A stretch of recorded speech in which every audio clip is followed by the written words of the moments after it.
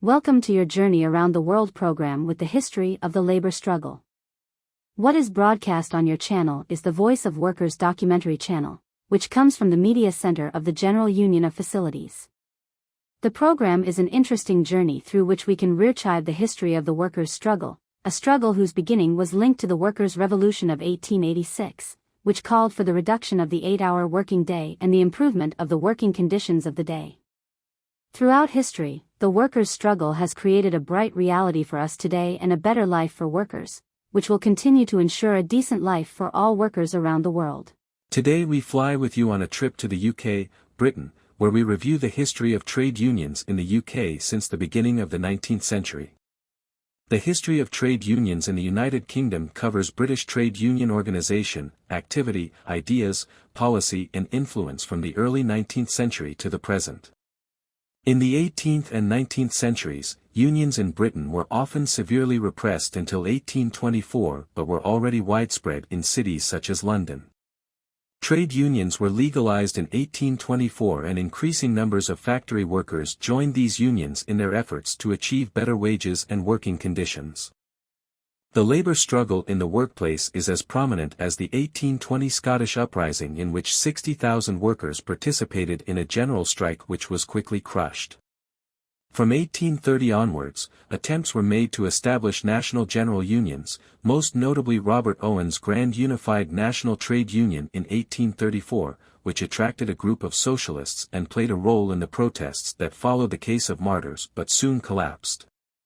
An important development of the trade union movement in Wales was the Merthyr Uprising in May 1831, in which coal and steel workers employed by the powerful Crauchete family took to the streets of Merthyr Tydfil demanding reform and protesting against their wage cuts and general unemployment. Gradually the protest spread to nearby industrial towns and villages, and by the end of May the entire region was in revolt. For the first time in the world, the red flag of the revolution was raised, which was adopted internationally by the trade union movement and socialist groups in general. In the late 30s and 40s of the 19th century, political activity dominated trade union activity.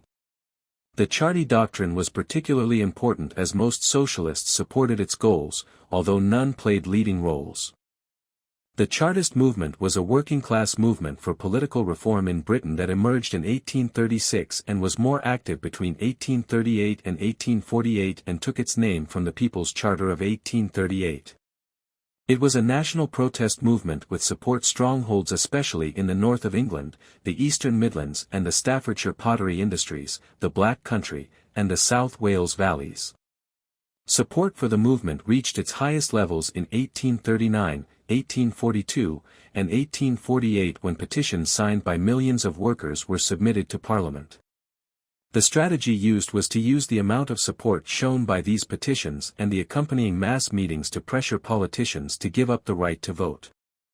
The Charter thus relied on constitutional methods to secure its objectives, although some engaged in insurgent activities, notably in the Newport Uprising in November 1839. The government did not yield to any of the demands, and the vote had to wait another 2 decades. Sectarianism was common among some trade unions, especially tailors, shoemakers, carpenters and builders in London.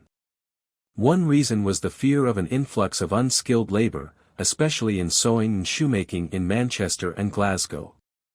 Several trade unions were active in the 1842 general strike which spread to 15 counties in England and Wales, and 8 counties in Scotland. Trade union activity from the 19th to the 20th century in the field of textiles and engineering was largely in the hands of skilled workers. They supported pay and status differentials rather than unskilled, focused on controlling machine production and helped by competition between firms in the domestic labor market. After the breakup of the Chartist movement in 1848, efforts were made to form a workers' coalition. The United Association of Miners and Seafarers operated in the Northeast from 1851 to 1854 before it also collapsed due to external hostility and internal tendencies over targets. Leaders sought working-class solidarity as a long-term goal, Thus, they anticipated the leaders' pursuit of working-class solidarity as a long-term goal and therefore anticipated the affiliate strategies promoted by the Labour Parliament in 1854, the creation of more permanent trade unions since the 50s and better but often less radical resources. The London Merchants' Council was founded in 1860 and Sheffield's infractions spurred the creation of the Trade Union Congress in 1868. The legal status of trade unions in the United Kingdom was created from. It accepted the Royal Committee of Trade Unions in 1867, which agreed that the establishment of trade union organizations would benefit both employers and employees. Unions were legalized in 1871 with the adoption of the Trade Unions Act of 1871. The new unions from 1889 to 1893 comprised the labor aristocracy of skilled workers and established trade unions to prevent unskilled and semi-skilled workers from entering.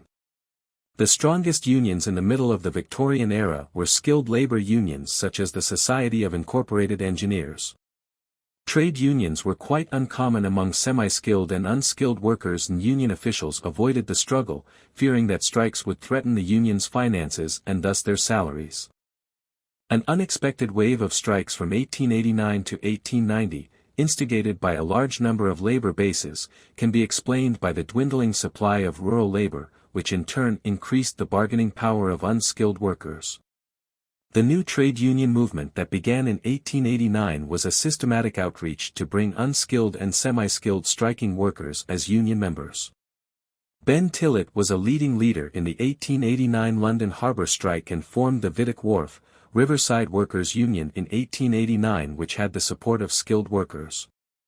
Its 30,000 members received a pay increase and improved working conditions.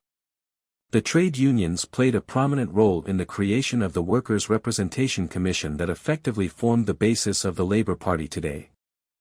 This is where our seminar ends, and in the next episode we continue our tour around the world with the history of trade unions and the struggle of workers in the UK, and to meet again.